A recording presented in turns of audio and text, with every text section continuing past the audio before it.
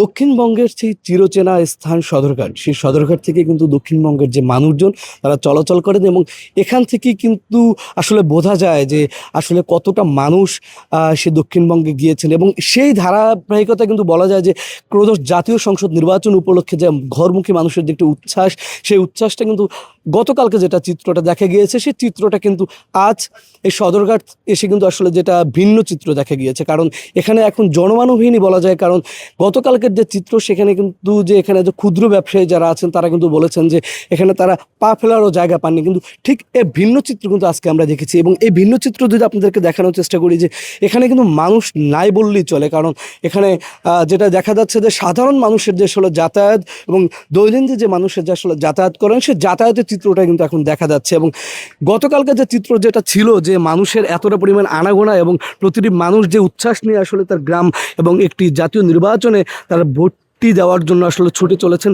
সেটাই কিন্তু আজকে দেখা গিয়েছে যে একদমই আসলে সেই যে উচ্ছ্বাস মুখর যে পরিবেশ, সেই উচ্ছ্বাস মুখর পরিবেশ কিন্তু আজকে আসলে দেখা যাচ্ছে না। গতকালকে তো মনে করেন সাধারণত ইচ্ছারা এরকম হয় না, মানে এদের চাইতেও আমার মনে হয় যে বেশি হয়েছে গতকালকে। কিন্তু আজকে এখন পর্যন্ত এরকম বোঝা যাচ্ছে না, কারণ যাতে কম হবে দেখি দুইটা জাহাজ দেওয়া।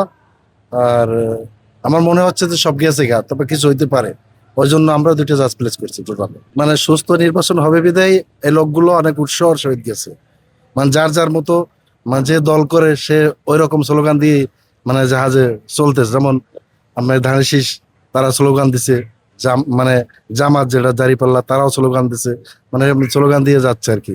খুব ভালো লাগছে, মানে সবাই যার যার মতো, মানে সুস্থ নির্বাচন হবে বিদায় যার যার মতো সে যে দলের সাপোর্ট করে সে দলের স্লোগান দিচ্ছে। এখন তো মনে করেন মানে মানে ধানের শীষ শোনা যাচ্ছে এবং দাঁড়িপাল্লা শোনা যাচ্ছে, মানে এই দুইটাই বেশি আর কি। না না, এভাবে মানে আমি আর কখনো দেখি নাই যে এইরকম যে মানে নির্বাচনের জন্য যে এরকম লোক যায়।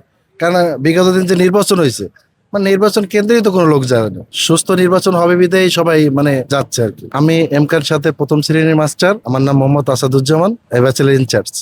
আজকে কিন্তু এই যে দুপুর পাড়িয়ে আসলে বিকেল হয়ে গিয়েছে, সেই বিকেলটা হয়ে যাওয়ার পরে কিন্তু যেটা দেখা যাচ্ছে যে মানুষের যে উচ্ছ্বাস, সেই উচ্ছ্বাসটা নিয়ে যে আসলে বাড়ি যাওয়ার যে আসলে একটি আকাঙ্ক্ষা, সেই আকাঙ্ক্ষা কিন্তু এখন নাই বললেই চলে। কারণ জাতীয় নির্বাচন আজ রাত পোহালেই কিন্তু আসলে জাতীয় নির্বাচন, সেই 17 বছরের দীর্ঘ প্রতীক্ষার পর সুষ্ঠু নির্বাচন সবাই দেখতে চান এবং সেই নির্বাচন দেখার জন্যই কিন্তু সবাই ছুটে চলেছেন তার নিজ গন্তব্যে।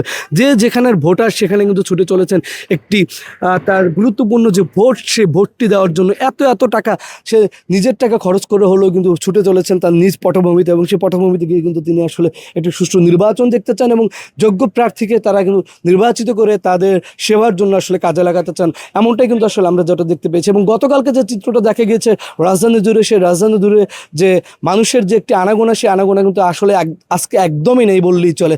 যে মানুষের যে আনাগোনা সেটা বিভিন্ন প্ল্যাটফর্মে গেলে দেখা যায় যে মানুষ ছুটে চলেছেন, কিন্তু আজকের যে চিত্র, সেই চিত্রটা আমরা যেটা দেখতে পেয়েছি যে সম্পূর্ণ আসলে ভিন্ন একটি চিত্র। এবং সাধারণ মানুষ যেভাবে চলাচল করেন সেই সাধারণ মানুষের মতোই কিন্তু 1-2 জন থেকে শুরু করে হাতে গোনা কিছু মানুষের আসলে চলাচল আসলে দেখতে পেয়েছি আমরা। দর্শক, এই ছিল আমাদের কাছে আসলে শেষ তথ্য, এবং রাজধানী জুড়ে যে মানুষের যে একটি জনমানবহীনের মতো আসলে দেখা যাচ্ছে সেই চিত্রটা কিন্তু আপনাদের সামনে ফুটিয়ে তোলার চেষ্টা করেছি।